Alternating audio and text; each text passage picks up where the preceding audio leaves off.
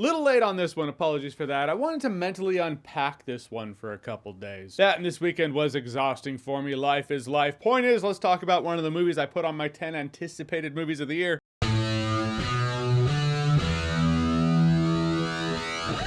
So Presence is directed by Steven Soderbergh, written by David Koepp, and it's a supernatural drama with a spiritual entity in this house, but the film is seen through the perspective of this spirit. But not in the capacity of the spirit is the protagonist of the film necessarily. It's from the first person POV of the spirit with the camera. The camera lens is quite literally the eyes of this spirit. The audience is put in the first person POV of this spirit, in which the audience gets to feel like the ghost. And please know, and this is the thing to know about this movie, it's not a horror movie. This is the kind of ghost that folds the girl's clothes on her bed. I was like, that's nice, because you strip all that away and it's really a family drama. Family drama with tension in the marriage. Family drama with tension among the siblings. A family drama you don't get all the answers to, but you do get invested in it. The dad, played by Chris Sullivan, I thought he was the best character in the movie. He just seemed like a good dad trying to hold it together. Has a solid speech or two for his kids. Lucy Liu's the biggest name in this small cast, without a doubt, and she plays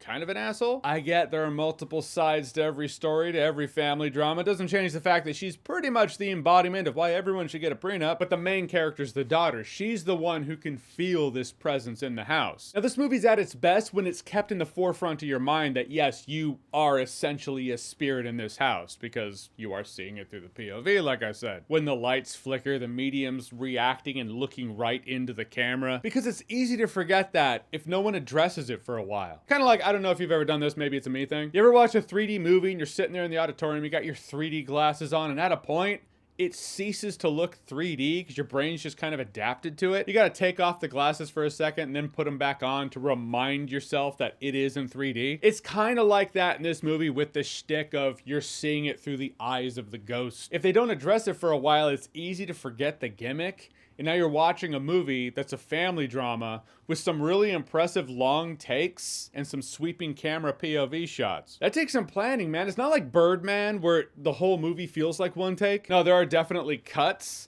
which is kind of jarring, and I think that does aid in you losing the perspective of I'm supposed to be this spiritual entity looking in on this conversation. Because when it just cuts and then comes back, you feel like, yeah, time has passed, but that just feels like another movie. If it was some sort of fade out and then fade in, it would have felt a little more organic to me. Like, I'd be like, yeah, that spirit was just kind of pulled into the ether and now it's back and who knows how much time has passed, but here we are again. Maybe that's what being a ghost is like.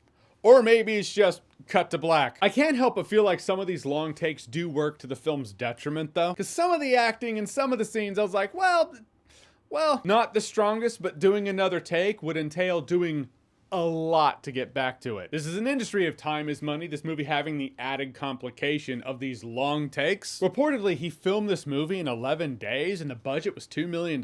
At what point do you let some of the weaker acting and some of the scenes slide because you're still in the zone to be like, hey, we came in 6th on our opening weekend and we still turned a profit. Not bad. So there's that. This is a movie that was tailor-made for critics. People who watch movies every week for a living, because they'll run into that, and I run into it. That feeling where you feel like I've just seen it all before, so anything that feels a little different, you're like, oh, thank God for that. And this movie has that gimmick that makes it feel different. Does the entire film rest on the gimmick?